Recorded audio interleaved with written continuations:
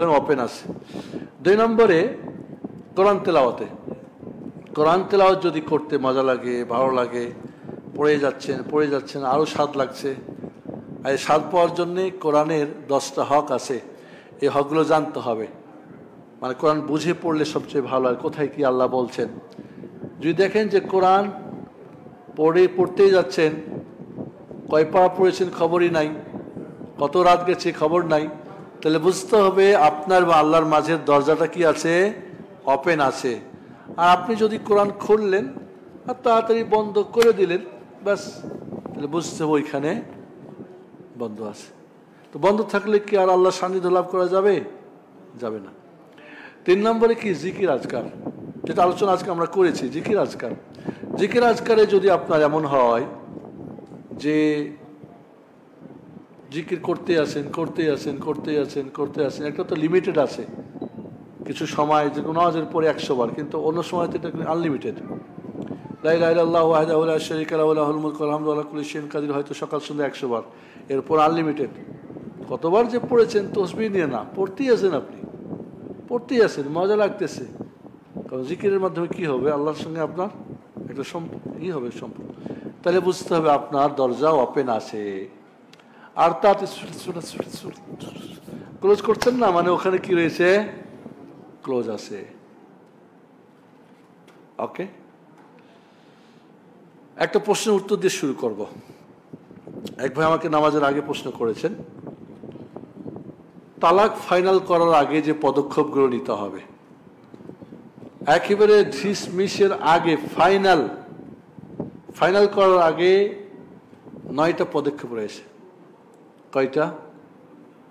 10 নম্বরে গিয়ে ফাইনাল করতে হবে একবারে প্রথমেই, মানে দিলেই তালাক তালাক তালাক তালাক, বাইন 1 2 3 যাও, মায়েরা পিঠে বের করে দিলেন, বা উনি বললেন আর থাকবো না, চলে যাও না। এই পদক্ষেপগুলি বা কাজগুলো কি একটু শোনেন ভালো করে। আমরা অনেকে বলি আমরা সালাফি, আমরা অমুক তমুক, কিন্তু তালাকের ক্ষেত্রে গিয়ে ঠিকই জাহেল, মূর্খ। না, আপনাকে প্রতিটি বিষয়ে মনে রাখতে হবে শরীয়তের বিধিবিধান। বৈবাহিক বন্ধনটা অত্যন্ত শক্ত বন্ধন। ওয়াখাযনা মিনকুম মিসাকান গালিযা, আল্লাহ বলছেন তোমাদের স্বামী স্ত্রীর মাঝে শক্ত একটা আমি কি অঙ্গীকার নামানি। আর এই অঙ্গীকারটা ঠুনকো একটু কারণে আপনি ভেঙে ফেলবেন, কেটে দিবেন, ছিন্ন করবেন, তার সুযোগ নাই। নাম্বার ওয়ান, আপনার ওয়াইফ আপনার কথা মতো চলছে না, তাহলে দোষটা আপনার ওয়াইফের না, আপনার। দোষটা কার? আপনার। 2 জায়গাতে। একটা হলো যে আপনি পাপ করেন, আপনি উপরওয়ালার অবাধ্য, তাই আপনার স্ত্রী আপনার অবাধ্য। সালাফে সালেহিন এটাই ভাবতেন, ঘোড়ায় উঠেছে, ঘোড়া ডানবা বুঝে না, সাথে সাথে তওবা করা শুরু করছে, ঘোড়া থাক। তারপরে ঘোড়া কথা শুনে, বউ কথা শুনে না, তাহলে আমি কিছু ভুল করছি, উপরওয়ালার কিছু অবাধ্য হয়েছি, তাই আমার স্ত্রী আমার অবাধ্য হয়েছে। তাহলে আপনি আল্লাহর বাধ্য হয়ে যান, আপনার ওয়াইফ আপনার বাধ্য হয়, কারণ তার অন্তরটা আল্লাহর 2 আঙুলের মাঝে। ইউকাল্লিবু কাইফা ইয়াশা। এবং এর সাথে আরেকটা করবেন কি, মেয়ে মানুষকে জয় করার জন্যে জাদুটা হলো ভালোবাসা।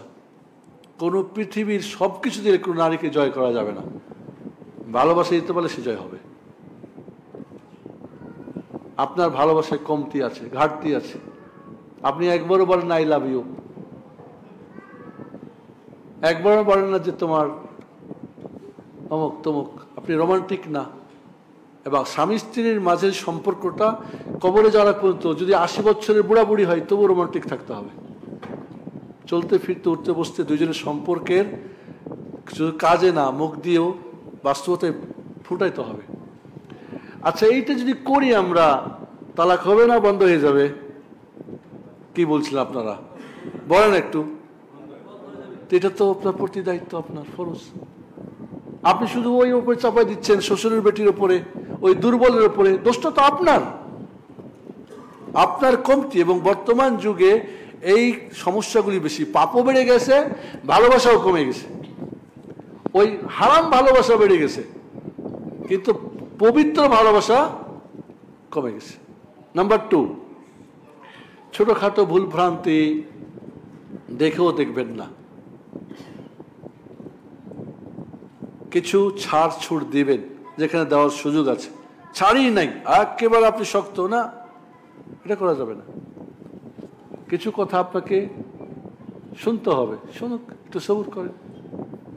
ওমর ফারুক রাদিয়াল্লাহু তাআলার কাছে একজন এসেছে বইয়ের বিরুদ্ধে নালিশ নিয়া। এখন দেখি উমর ফারুকের ওয়াইফ উমারকে কিছু উচ্চবাচ্য শোনাচ্ছে। ভাবলো খাম খাইছে, আমিরুল মুমিনিনের যদি অবস্থা হয় তা আবার কি হবে? হয়ে গেছে, শিক্ষা পেয়ে গেছে, বাড়ি গিয়ে কয় ঠিক গেছে, কি হলো? কয় না, হয়ে গেছে, তুই আমি একসঙ্গে থাকি। তাহলে আপনি ভাবতেছেন একটা মানুষ, সে তো একটা মানুষ। তাহলে কিছু ভুল ভ্রান্তি ছোটখাটো সব কিছু ধরবেন না, কারণ ধরতে ধরতে একদিন বড় হয়ে যায়।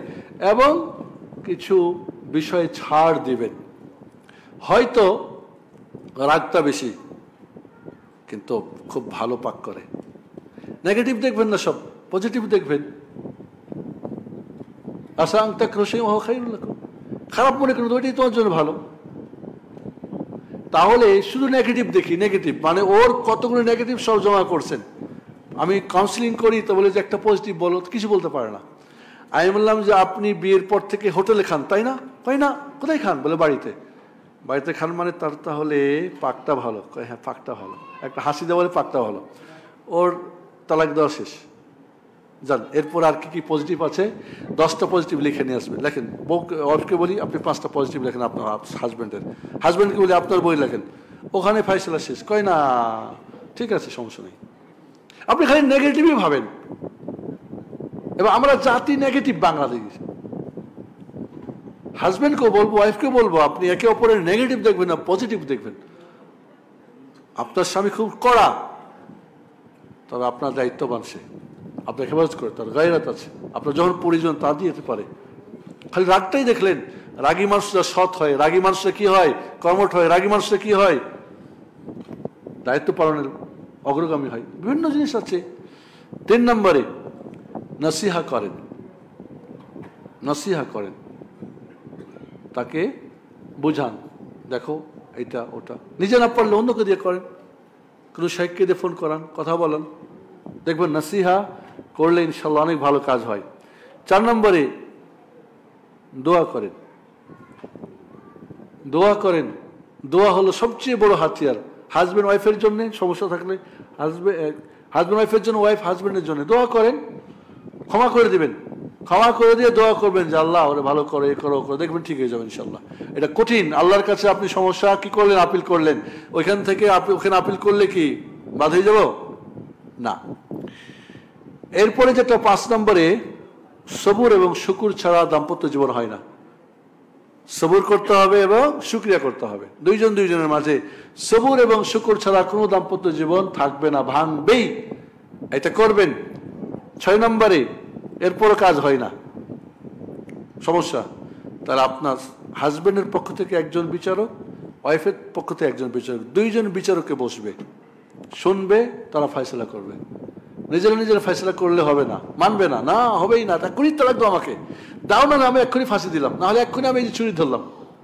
অনেকে এরকম বলে, আমার ওয়াইফকে আমি তালাক দিয়েছি কারণ সে ছুরি হাতে নিয়ে বলছে, না দিবি তো আমি ছুরি মারবো আমার গায়ের মধ্যে। তালাক দিবি ইংল্যান্ডে, তালাক দিবা, আর নয় আমি পুলিশ ডাকবো। বাধ্য করলে কি তালাক হয়? 10 প্রকার মানুষের তালাক হয় না, 4 অবস্থায় তালাক হয় না, এগুলা জানতে হবে তো। আর আমরা খালি ফতোয়া জানি ওস্তাজিরা, 3 তালাক একসাথে দিলে 3 তালাক হয়। আর একটা ফতোয়া জানি এখন হালাল করার জন্য হিলা বিলতে, এই 2টা মশলা সবাই জানি আমার ওস্তাজিরা, মুফতি সাহেবরা। আর বাকি যে অনেক কিছু তালাকের ডিটেলস আছে, অনেকে আমরা এগুলি জানি না। এটাও যদি কাজ না হয় তাহলে ইলা করেন। ইলা মানে কসম খান, 3 মাস তোমার সঙ্গে আমি মেলামেশা করবো না, ঘর আলাদা, ওর ঘর আলাদা। না, এর আগে একটা আছে যে আপনি কি করেন, হাজার করেন। হাজার মানে কি? বিছানায় আপনি তার দিকে মুখ করে ঘুমাবেন না। 2জন এইভাবে ঘুমাই না, এবার এইভাবে ঘুমাইতে হবে। একই বিছনাতে করা যাবে না। প্রথম দিন এই পিটা টিটা করে ভাগ শ্বশুর বাড়ি যা, না, এইভাবে থাকতে হবে, এইভাবে না। হাজব্যান্ড ওয়াইফ বুঝবে যে ও আমার প্রতি অসন্তুষ্ট হয়েছে, কি কারণটা, ব্যাপারটা কি। এটাকে বলে কি? হাজার। 3 দিন করেন, কথা বন্ধ করেন, দেখেন কাজ হচ্ছে না। এটাও যদি কাজ না হয় তাহলে ইলা করেন। ইলা মানে কি? ঊর্ধ্বে 3 মাসের কসম খাওয়া যায়, 3 মাস তোমার সাথে আমার মেলামেশা হবে না, তোমার রুম আলাদা আমার রুম আলাদা। আপনার বউ বুঝবে কি ব্যাপারটা কি, সংশোধন হতে পারে, ঝামেলা যেটা ছিল হয়তো রাগ মিটতে পারে। এর আগে বিছানা ত্যাগের সাথে আরেকটা যে বিষয় রয়েছে, বা সেটা আলাদা বলতে পারি, সেটা হলো কি, কাজ না হলে হালকা মারতে হবে। মেশক আছে না, মেশকের সময় লাঠি দিয়ে মারতে হবে। কোনো স্পর্শকাতর জায়গায় মারা যাবে না, প্রতিশোধ নেওয়ার জন্য মারা যাবে না, রাগ করে না, ফাটিয়ে না, রক্ত করে না। একটা মেশক যদি হয়, মেশক আমার পকেটে একটা ছিল মনে হয়, এটা ছোট হয়ে গেছে, এটা ডবল যদি হয়, অর্ধ হাত। হ্যাঁ, কি জন্যে? আমি একটু রাগ তোমার প্রতি, আমি তোমার প্রতি রাগ, তোমাকে আমি সংসার করতে চাই, কিন্তু আমি একটু তোমার ব্যবহারে ক্ষুব্ধ, এটা ছেড়ে দাও। এবং মেডিকেল সায়েন্স বলছে, একজন বলতো যে মারতে কেন বলছে, ফাদরিবহুন না, মারতে বলছে কেন? মেডিকেল বলতেছে মেয়েদের যখন জেদ হয় কথাই হবে না, হালকা একটু মায়ের দেয়, তাহলে ওই জেদটা ভেঙে যাবে, সংসার সে টিকে গেল, সংসার ভাঙবে না। এটা আল্লাহ চিকিৎসা দিয়েছেন, যে আল্লাহ তাকে সৃষ্টি করেছেন। আপনি এখন বলবেন ওয়াইফ নারীকে মারতে বলছে কেন? আরে আহাম্মক, একটা আঙ্গুলে ক্যান্সার হয়েছে, তো আঙুলটা কেটে ফেলে দিলে বাকিটা আপনার ভালো থাকবেন, থাকবেন না? থাকবেন না? আঙুল কাটবেন না? বলবেন না আমি কাটবো না। কাটা ভালো নাকি রেখে দেওয়া ভালো? রেখে দাও মানে কি, শরীরটা পুরোটাই পচে যাবে এখন, তো একটা আঙুল কেটে দাও, মানে এরকম। বোঝা গেছে কথা? এটা যদি কাজ না হয় তাহলে স্ত্রীর পক্ষ থেকে 3টা সুযোগ রয়েছে। খোলা তালাক, তোমার সঙ্গে আমার বনছে না, যে কোনোভাবে আমাকে খোলা করে দাও, যা দিয়েছো তা নাও, গহনা মোহরানা সব নাও, আমারে তুমি আমার রাস্তা মুক্ত করে দাও। স্বামী রাজি হয়ে গেলে ওকে চলে যাবে। এবং এই খোলা করার পরে তার সঙ্গে বিবাহ বিচ্ছেদ হয়ে যাবে, তবে নতুন করে আবার তাকে বিয়ে করার সুযোগ থেকে গেল। নারী চাইলে আসতে পারবে, স্বামী চাইলে নিতে পারবে। তালাক তাহবিজ, স্ত্রীকে বললো তুমি তালাক নিয়ে যাও, আমি দেবো না, তুমি নিয়ে যাও। তুমি নিয়ে গেলে ও যদি এক তালাক নিয়ে চলে যায় তাহলে কি হবে? এটাও তাহবিজে কি হবে? 1 তালাক হবে এবং বাইন হবে। ফিরে আসতে চাইলে স্বামী নিতে পারলে আসতে পারবে, সুযোগ আছে না? নাই, আছে। আরেকটা কি? ফাসকুন দেখা, ও তালাক তাহবিজ, স্বামী বলছে না তুমি তালাক নিয়ে যাও, আর দিচ্ছেও না, খোলাও করছে না, তাহলে কোর্টে গিয়ে বিবাহ বিচ্ছেদ করতে পারবে। এই বিবাহ বিচ্ছেদ করে 3 অবস্থাতে 1 তালাক হবে এবং বাইন সুগরা মানে বিচ্ছেদ হয়ে যাবে। 1 পিরিয়ডের পরে স্ত্রীর অন্য জায়গায় বিয়ে করতে পারবে। আর যদি তাকে ফেরত দিতে চাই, নতুন করে বিয়ে করে মোহর দিয়ে সাক্ষী করে নিতে পারবে। সুযোগ আছে নাই? তাহলে আপনি সুযোগই সম্পূর্ণ একেবারে ধ্বংস করে দিচ্ছেন। এটা কে বলছে আপনাকে? এবার যদি আপনার পক্ষ থেকে তালাক হয়, এটা তো স্ত্রী তহবিজ বা খোলা বা ফাসকুন নেকা হবে, তাহলে আপনি 1টা তালাক দেবেন। দ্বিতীয় যদি হয় 1টা তালাক দেবেন এবং তহুরে কি দেবেন? ইদ্যতের মধ্যে দেবেন। ইদ্যত কি? তার পিরিয়ড হয়েছে, পবিত্র হয়েছে, মেলামেশা হয় না, এটা হলো ইদ্যত। অথবা গর্ভবতী আছে, সন্তান যদি পেটে থাকে, ওইটা হলো উপযুক্ত সময় তালাক দেওয়ার। আর যদি পিরিয়ডের পরে, পবিত্র হওয়ার পরে মেলামেশা না হয়, তাহলে তালাক দেওয়ার সময়। মানে কি বুঝলেন? সাধারণত তালাক গর্ভবতী মেয়েদের খুব কম হয়, একান্ত খুব কম। আর কি তালাকটাকে এত সংকুচিত করা হলো যে 1 মাসের মধ্যে 5 মিনিট, আধা ঘন্টা, 1 প্রহর তালাক হবে, এরপরে সারা মাস তালাক করার সুযোগ নাই। যেমন ধরেন পবিত্র হলো, হাজব্যান্ড ওয়াইফ অপেক্ষায় ছিল, মিলন হয়ে গেল, আর তালাক দিলে তালাক হবে না। হাইজ অবস্থায় তালাক দিলে তালাক হবে না, স্ট্রং মত। মেলামেশা করছে, তালাক আর হবে না, 1 মাস পুরো শেষ, অপেক্ষা করো। হাইজ অবস্থায় তালাক দিলে ফেরত নিতে হবে, এটা তালাকও হবে না। হতে পারে 1 ঘন্টা, 2 ঘন্টা, 1 প্রহর বাইরে থেকে এসে, তারপরে স্বাভাবিক এই সময়টা দুইজনের প্রয়োজন থাকে, মিলন হয়। মিলন হয়ে গেলে আর তালাক দিয়ে তালাক হবে না, কারণ অনুপযুক্ত। এখন যদি আমি আসর পড়ি, আসর নামাজ হবে? সময় হয়েছে? আল্লাহ বলছেন সময়ে তালাক দাও। ফাতালিকুহুন্না ফি ইদ্দাতিহিন, ইদ্দতে তালাক দাও। তো আপনি ইদ্দত নাই, ইদ্দতে তালাক দিয়ে তালাক হবে? যদি এখন আসর না পড়ে না হয় তাহলে ইদ্দত শেষ হয়ে গেলে কেমনে তালাক হবে? অপবিত্র অবস্থায় তালাক দিয়ে তালাক হবে না, স্ট্রং মত। এবং মিলামিশা করার পর তালাক দিয়ে ওই সময় ওই মাসটার পুরো তালাক হবে না, তালাক দিলে আজাদ তালাক দিলেও তালাক হবে না, স্ট্রং মত। তাহলে খুব, এবং এটা হলো কি থেরাপি, কি বলে এটাকে, কেমোথেরাপি নাকি কি বলে? ক্যান্সার হলে কি দেয় যেন প্রথমে? হ্যাঁ, কেমোথেরাপি। এক তালাক দিচ্ছে মানে কি কেমোথেরাপি চলতেছে, ভালো হইলে ওকে, না হলে তো দেখা যাবে। তাহলে কেমোথেরাপি দিতে বলছে, আপনি একবারেই ওরে আউট করে দিবেন তা হবে না। এক তালাক দেওয়ার পরে যে দিতেই হয় 3 পিরিয়ড পর্যন্ত আপনি তাকে ফেরত দিতে পারবেন, এবং সে আপনার স্ত্রী, তাকে ঘর থেকে বের করে দেওয়া যাবে না। খাওয়া পড়া থাকা সবকিছু আপনার স্ত্রী সাজবে গজবে, ভালো পাকাবে, যাতে স্বামীর মন সন্তুষ্ট করে সবকিছু করবে। ওকে বের করা যাবে না, ওর খাওয়া বন্ধ করা যাবে, ওকে শ্বশুর বাড়ি দেওয়া যাবে না। এবং ওই স্ত্রী যে বলে আমি খাবো না থাকবো না, তারও সুযোগ নাই। বাপের পরিবার বলবে না তালাক দিয়েছে চল, না, সুযোগ নাই। সে তার স্ত্রী, তার ঘরেই তাকে থাকতে হবে। থেরাপি চলছে, থেরাপিতে কাজ হলো না, আবার থেরাপি দেন আরেকটা, আবার 3 পিরিয়ডের মধ্যে ফেরত নিয়ে আবার একটা যদি দিতে চান পবিত্র অবস্থায়, যে শর্ত, আবার ওকে তালাক দেন। আবার 3 মাস থেরাপি চলুক, 3 পিরিয়ড পর্যন্ত তাকে ফেরত নেওয়ার সুযোগ আছে, সেও ফেরত বা আপনি, এবং তাকে ভাগাতে পারবেন না, সে ভেঙে যাবে না, না আমি থাকবো না, কোনো সুযোগ নেই। তখনও তুমি তার স্ত্রী, তুমি ওয়াইফ, তুমি তার হাজব্যান্ড। কতগুলো সময় গেল চিন্তা করেন তো, এইগুলি কত সময় লাগবে? তাহলে এর মধ্যে তো একটা আল্লাহর পক্ষ থেকে হবে ফাইসালা। এবার যদি সেই থেরাপিতে না হয় তাহলে এবার ক্যান্সারে লাভ নাই, এবার ক্যান্সার, আপনি মরণ শেষ। ক্যান্সার রোগী এবার কি কোথায় যেতে হবে? কবরে, লাস্ট স্টেজে 3য় তালাক দিয়ে বলেন সালাম আলাইকুম। তাহলে কি বুঝছেন তালাকের ব্যাপারটা কত ইয়া? ঘুমন্ত ব্যক্তি তালাক দিয়ে তালাক হবে না, নাবালক দিলে হবে না, প্রচন্ড রাগ করে তালাক দিয়ে তালাক হবে না, বা রাগ করেছে তালাক দেশের পরে খুব আফসোস, কি করলাম, তাহলে তালাক হবে না। এটা একটা শক্তিশালী মত। তালাক দিয়ে খুব স্বাভাবিক, তাহলে ওটা তালাক হবে, এর আগে তালাক হবে। বাধ্য করে তালাক দিয়ে তালাক হবে না। ওই যে বললো যে পুলিশ ডাকবো, তো কি করবে বেচারা? না তালাক দিবি তো আমি ছুরি মারলাম, আমি আত্মহত্যা করবো, তো এক তালাক দিয়ে 10,000 তালাক দিলাম, যা তুই যা বাঁচ, তাহলে কি তালাক হবে?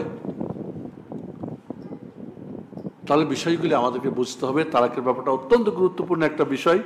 এই বিষয়গুলি আমার তালাক নিয়ে প্রায় 12 ঘন্টা আলোচনা আছে, আপনারা ইউটিউব থেকে জানার চেষ্টা করবেন। ধন্যবাদ সবাইকে।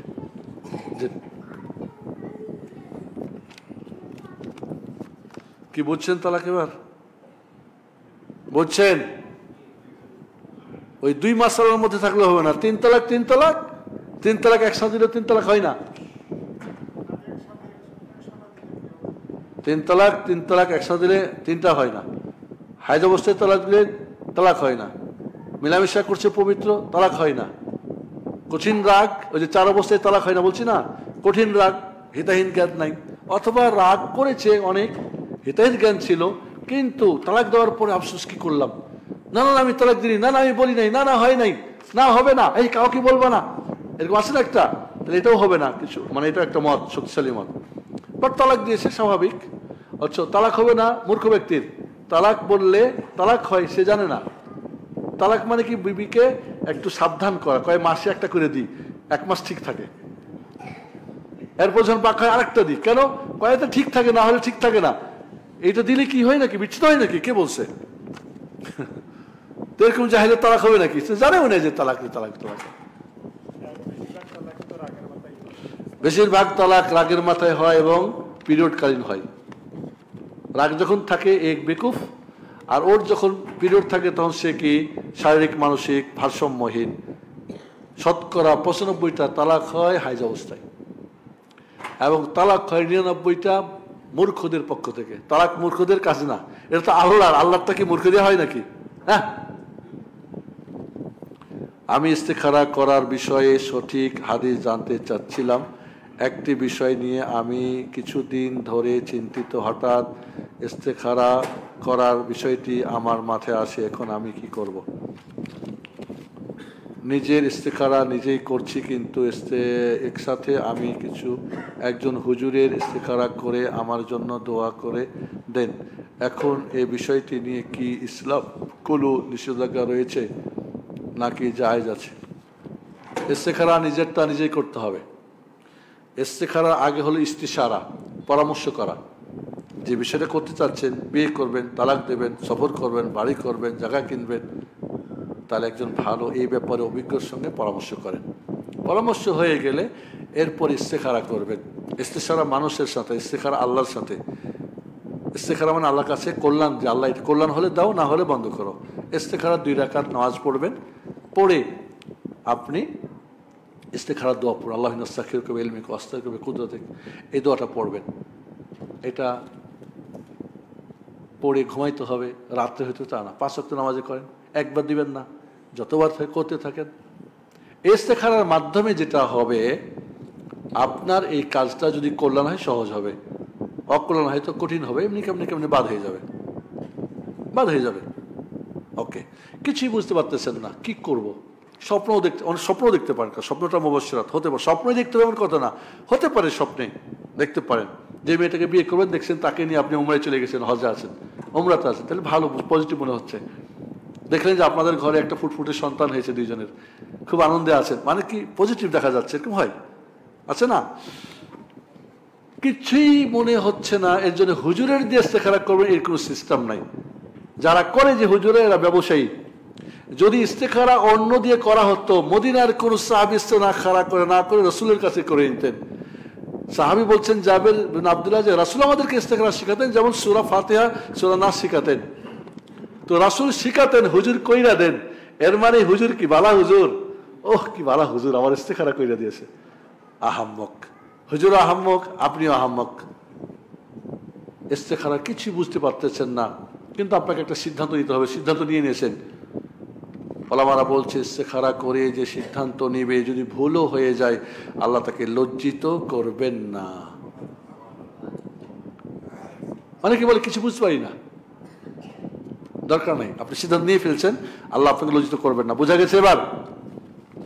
ইস্তেখারার দোয়াটা আপনি সেজদায় করতে পারেন, সালামের বৈঠকে করতে পারেন।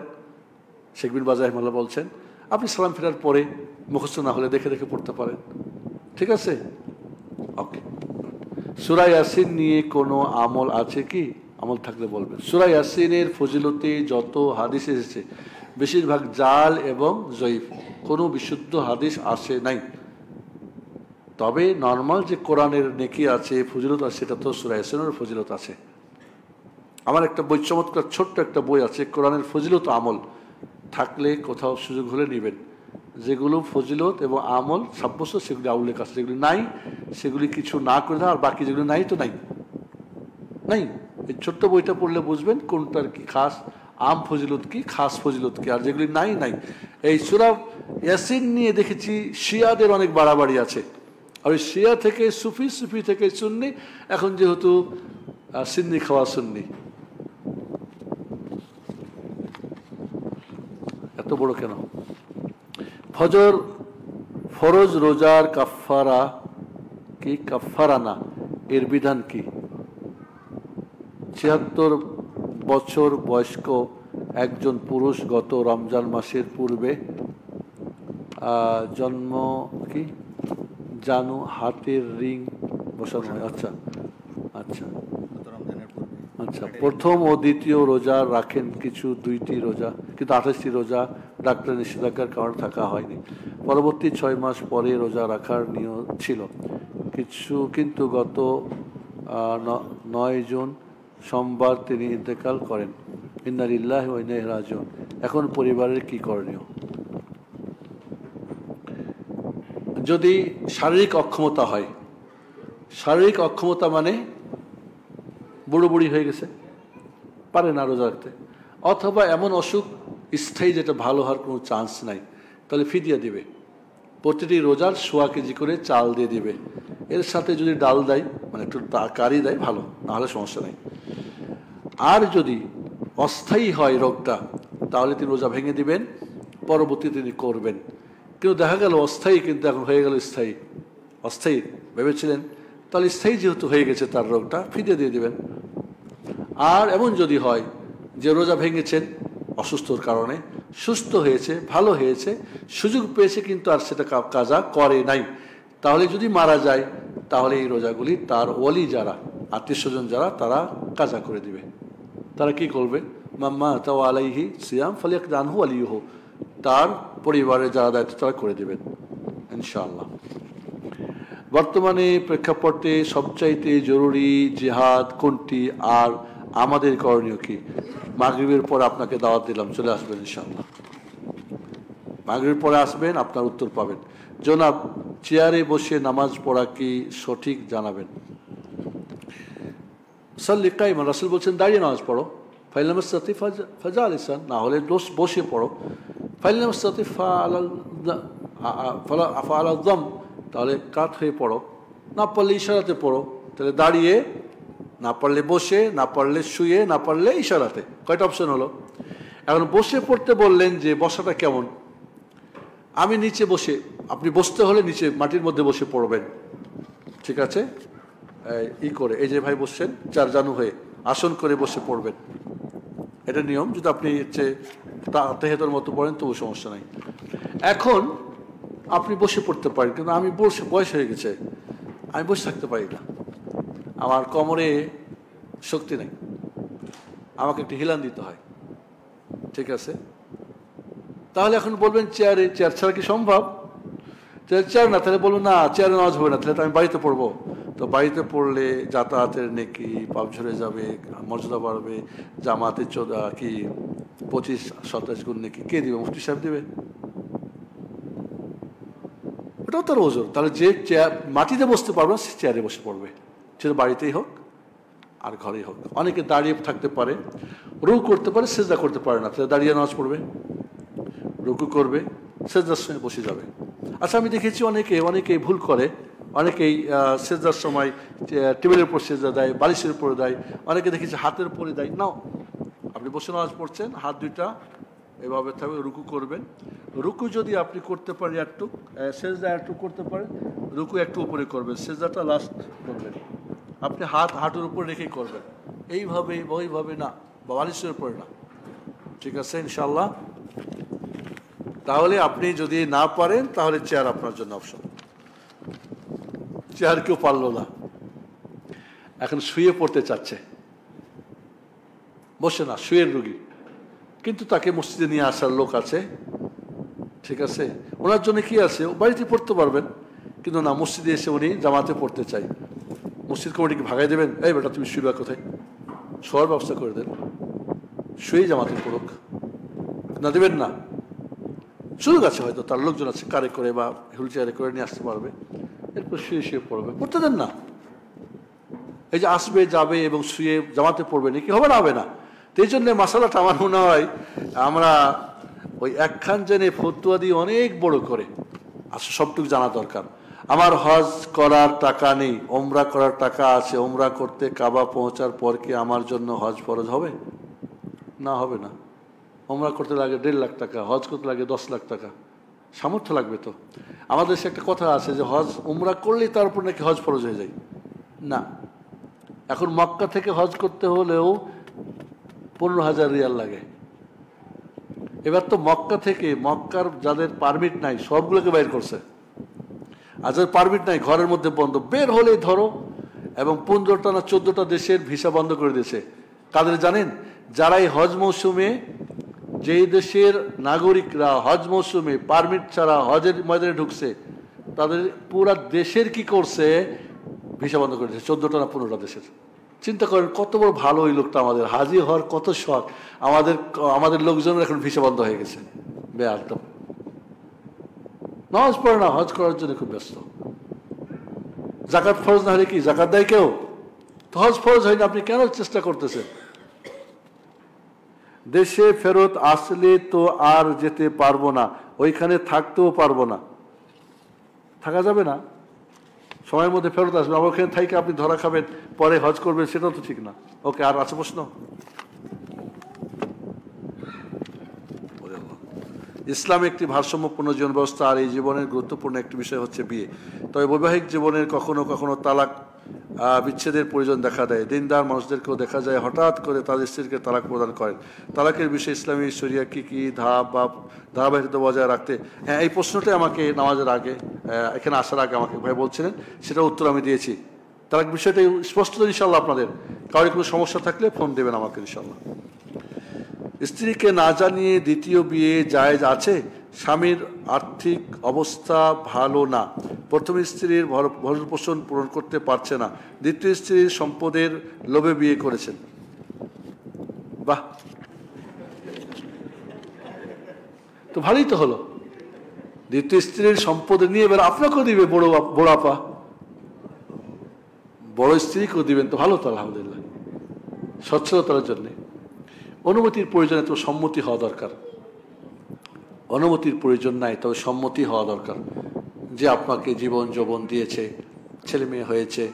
এবং মনে রাখবেন, তালাক দেওয়ার সময় সে কিন্তু আপনার শুধু স্ত্রী তা না, সে কিন্তু আপনার সন্তানদের মা। এই কথাটা ভাবা দরকার। আপনার সন্তানদের সে মা,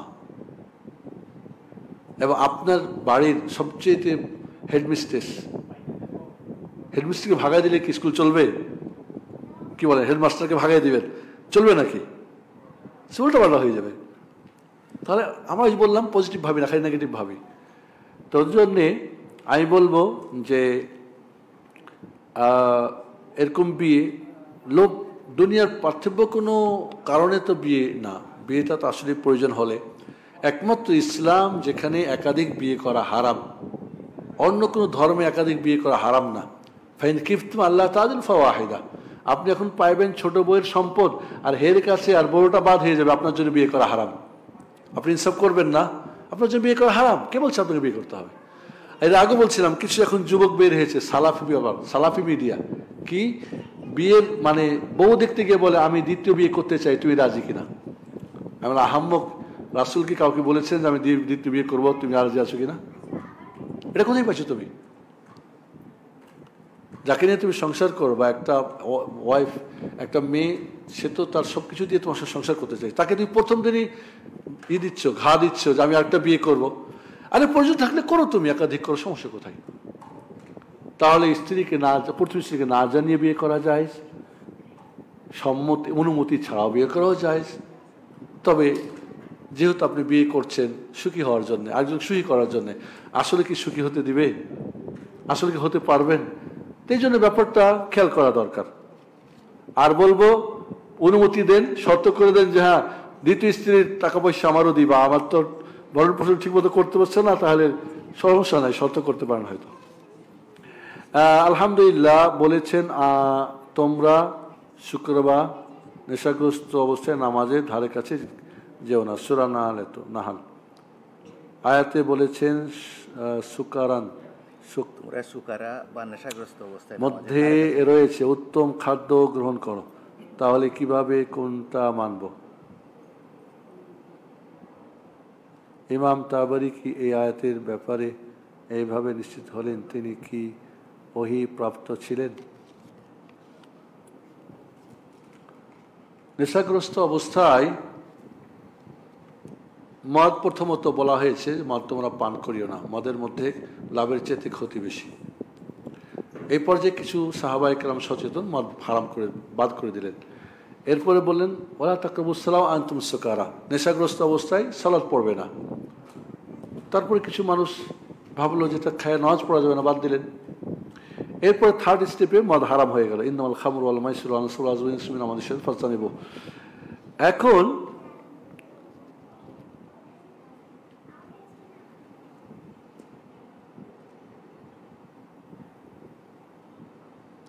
সুকারানের মধ্যে রয়েছে উত্তম খাদ্য। আপনি দুইটাকে একসঙ্গে করছেন নাকি? তিনটা স্টেপ বললাম তো, মন্দ আছে ভালো আছে, তো এই মন্দটা বেশি।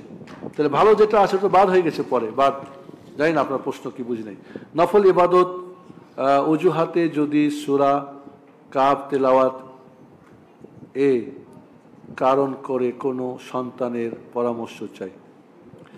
নফল ইবাদত অজুহাতে যদি সূরা কাফ তেলাওয়াত বারণ করে কোনো সন্তান, এর পরামর্শ চাই। আচ্ছা, কোন সন্তান বলছে সূরা কাহাফ তো এটা নফল ইবাদত, এরকম মনে হয় নাকি? নফল ইবাদত অজুহাতে যদি সূরা কাহাফ তেলাওয়াত এর কারণ করে কোনো সন্তানের ব্যাপার। জি, ওকে বলেন যে তোমাকে টিফিন দিব 5 টাকা দৈনিক, ঠিক আছে, কিন্তু যদি এই কাজ করো তাহলে তোমার টিফিন দিব 100। তুমি কি করো বলো?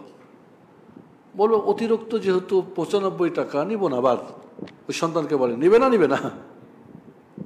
নিবে। বলে না মা ঠিক আছে আমি করবো, আমাকে 100 টাকায় দাও। তাহলে ওইখানে তুমি বাদ দিচ্ছ না কেন বাবা? ওটা নফল ছিল, ওটা তোমার সঙ্গে তো দেওয়ারই ছিল না আমার। তাহলে তুমি দুনিয়াবী ক্ষেত্রে কিন্তু নফল কিন্তু তুমি নেও, তাহলে আখেরাতের ক্ষেত্রে তোমার মূল আখেরাতের নফল যত আছে ওইটা বেশি করে নিতে হবে, ওইটা নেওয়া দরকার। আর তোমার ফরজ দিয়ে পার হতে পারবো না, তখন এই নফল তোমার কাজে লাগবে। ওসিয়ত করেন ইনশাল্লাহ, দোয়া করেন ইনশাল্লাহ, শুনবে ইনশাল্লাহ। শেষ? ওকে, আরো আছে?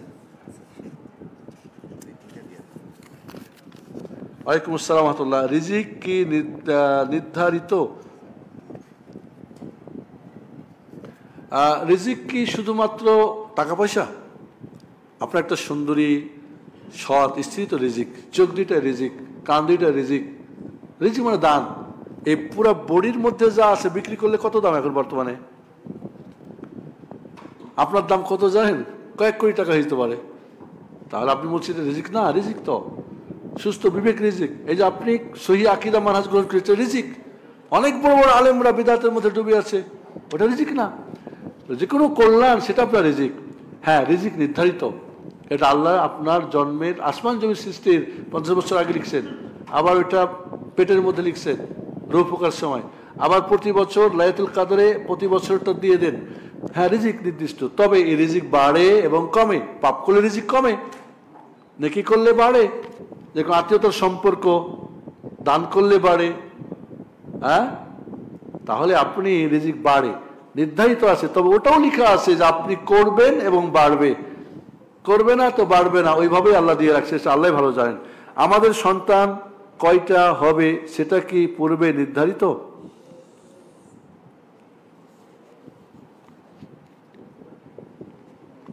জি, নির্ধারিত। নির্ধারিত, কিন্তু আপনি বন্ধ করলে আর কেমনে হবে?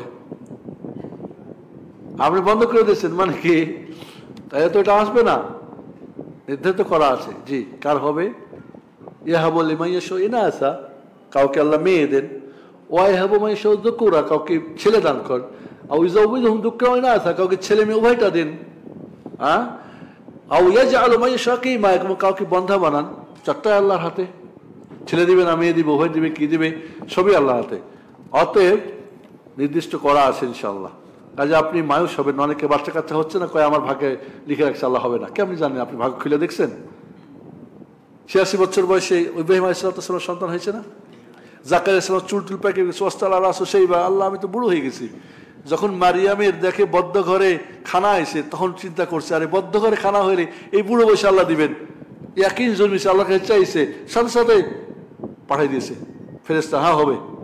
কেমনে বুঝবো? কয় মুখ বন্ধ হবে, মুখ দিয়ে কথা বলতে পারবেন না, মুখ বন্ধ, ইশারায় ইশারায় কথা বলবেন। ও তাহলে এখন বাচ্চা হওয়ার সময় হয়ে গেছে। এবং তার ওয়াইফকে আল্লাহ কি উপযুক্ত করে দিয়েছেন। কাজে আল্লাহর জন্য সবই সহজ। ওয়ালাইকুম আসসালাম রাহমাতুল্লাহ। প্রায় বিভিন্ন মসজিদে লক্ষ্য করা যায় জায়গা দখল করে রাখা হয়, সালাতের জন্য এটা সঠিক? মসজিদ সবার জন্যে, তবে ইমাম কি সবাই?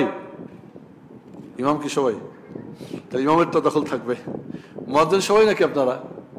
মুয়াজ্জিন ওইখানে দিবে তো, মাইক তো পাবে না। তাই ইমাম মুয়াজ্জিন হতে পারে। যদি কোনো বিশেষ মেহমান আসে, ধরেন মক্কার ইমাম আসছে আমাদের এখানে খুতবা দেবেন, তোর একটা জায়গা রাখা যাবে না? যাবে না।